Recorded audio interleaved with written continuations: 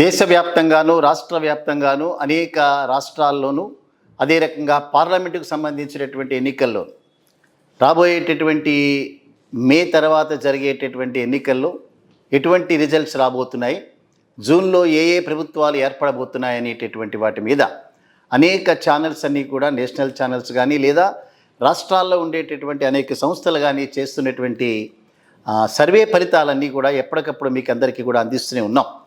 ఆ ప్రాసెస్లో భాగంగానే న్యూస్ ఎరీనా ఇండియా అనేటటువంటి ఒక సంస్థ ఎలిసెన్స్ సర్వేగా దాన్ని వాళ్ళు పిలుచుకుంటున్నారు. ఈ సంస్థకి గడిచినటువంటి కాలంలో చాలా యాక్యురేట్గా ఫలితాలని అంచనా వేసినటువంటి బ్యాక్గ్రౌండ్ ఉన్నటువంటి సంస్థ ఇది. సో అనేక రాష్ట్రాల్లో సర్వే చేసినటువంటి అనుభవం.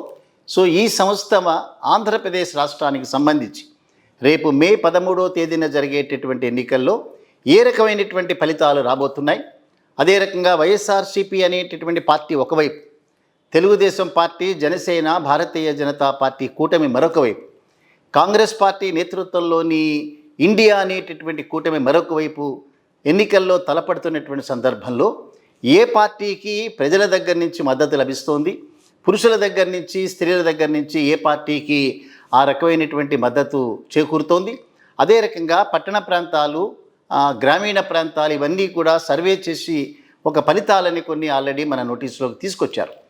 వారు దాదాపు 86,200 మంది ప్రజల దగ్గర శాంపిల్స్ తీసుకున్నట్టుగా వాళ్ళు డిక్లేర్ చేశారు. దానితో పాటుగా శాంపిల్ సైజే కాకుండా సర్వే అనేటటువంటిది 25 మార్చి నుంచి 12 ఏప్రిల్ వరకు చేసినట్టుగా ఆ సంస్థ డిక్లేర్ చేసింది. అంటే 13వ తేదీన జగన్మోహన్ రెడ్డి గారి మీద రాయి దాడి జరిగింది. సో వారికి 2-3 కుట్లు కూడా పడినటువంటి సందర్భాలు. సో దాడి జరిగే ముందు వరకు చేసినటువంటి ఈ ఫలితాలు దాడి తర్వాత రిలీజ్ చేసినారు. సో దాడి వలన ఏ రకమైనటువంటి మార్పులు వస్తాయనేటటువంటిది మరింతగా లోతుగా విశ్లేషించాల్సినటువంటిది. సో దాడి ప్రభావం అనేటటువంటిది లేకుండా అంతవరకు జరిగినటువంటి ఫలితాలు ఇచ్చారు. సో వారు చేసినటువంటి ఇచ్చిన ఫలితాల ప్రకారం వైఎస్ఆర్సీపీ 127 సీట్లతో తిరిగి అధికారంలోకి రాబోతుంది అనేటటువంటి మాట చెప్పారు. అదే రకంగా టీడీపీ కేవలం 48 స్థానాల వరకు మాత్రమే పరిమితం అవబోతోంది, టీడీపీకి సంబంధించినటువంటి కూటమి అనేటటువంటిది చెప్పారు. ఇండియన్ నేషనల్ కాంగ్రెస్ ఆధ్వర్యంలో ఉండేటటువంటి ఇండియా కూటమి కానీ మరి ఇతరులకు కానీ 0 వేకెన్సీస్ మాత్రమే వచ్చేటటువంటి అవకాశం ఉన్నాయి అని. సో వారు ఇచ్చిన ప్రకారం వైసీపీకి 121 నుంచి 127 స్థానాలు, 50.38%తో విజయదుందుభి మోగించబోతున్నారు. టీడీపీకి సంబంధించిన కూటమి 38 నుంచి 48 స్థానాలకు మాత్రమే పరిమితం కాబోతున్నారు. వారు 45.58% వరకు కూడా వారు ఓట్లని తీసుకునేటటువంటి అవకాశాలు ఉన్నాయి. అదే రకంగా కాంగ్రెస్ ఆధ్వర్యంలోని కూటమికి 1.38% మాత్రమే ఓట్లు వచ్చేటటువంటి అవకాశం, మిగతా అందరికీ కలిపి 2.66 వరకు వెళ్ళేటటువంటి అవకాశం ఉంది అనేటటువంటిది కూటమి చెప్పినటువంటి ఆ సర్వే చెప్పినటువంటి వివరాలు.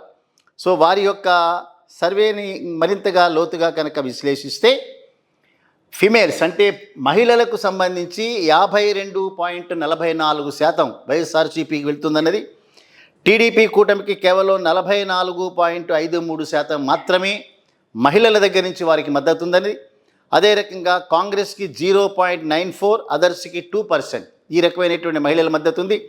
పురుషుల మద్దతు కనుక చూస్తే వైఎస్ఆర్సీపీకి 48.32, టీడీపీ కూటమికి 46.63, కాంగ్రెస్ కూటమికి 1.83, అదర్స్కి 3.22 అనేటటువంటిది వారికి మద్దతు లభించేటటువంటి అవకాశం ఉంది అని చెప్పారు.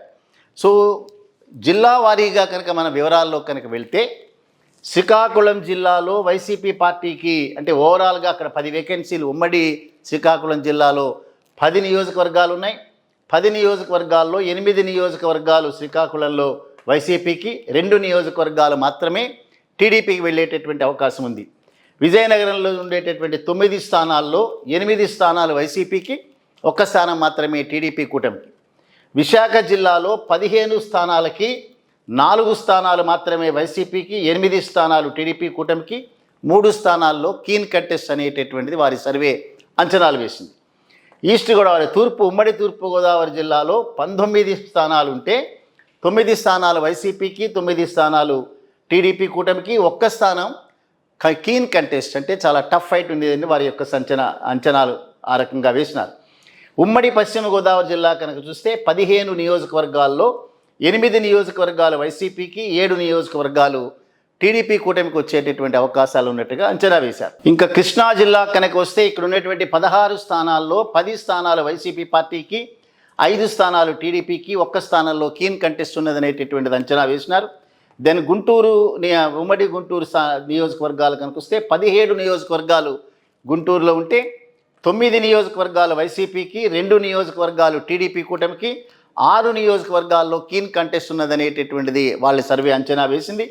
అదే రకంగా ప్రకాశం జిల్లాకి వచ్చేటప్పటికి 12 స్థానాలు అక్కడ ఉంటే 9 స్థానాలు వైసీపీకి, 2 స్థానాలు మాత్రమే టీడీపీకి, 1 స్థానంలో కీన్ కంటెస్ట్ అనేటటువంటిది అంచనా వేశారు. నెల్లూరు జిల్లా కనుక వచ్చినప్పటికీ 10 నియోజకవర్గాలు ఓవరాల్గా కనుక అక్కడ ఉంటే 9 నియోజకవర్గాల వైసీపీ పార్టీకి, 0 నియోజకవర్గాల టీడీపీకి, 1 నియోజకవర్గంలో కీన్ కంటెస్ట్ అనేటటువంటి అంచనా వేశారు.